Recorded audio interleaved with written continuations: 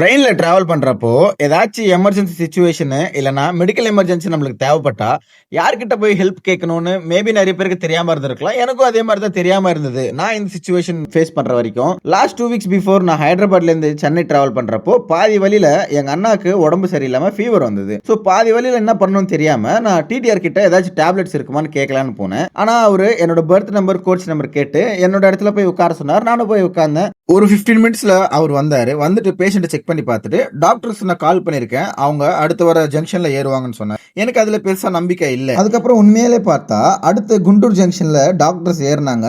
வந்து பேஷண்ட்ட பார்த்து ட்ரீட்மெண்ட் குடுத்துட்டு, டேப்லெட்ஸ் அப்புறம் எனர்ஜி பவுடர் குடுத்துட்டு போயிட்டாங்க.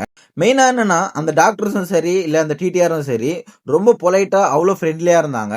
மெயினா சொல்ல மறந்துட்டேன். எங்களுக்கு இந்த ட்ரீட்மெண்ட்காக ஒரு ₹100 சார்ஜ் பண்ணாங்க வித் பில்லோட. அது அந்த மாத்திரைக்காகன்னு சொன்னாங்க.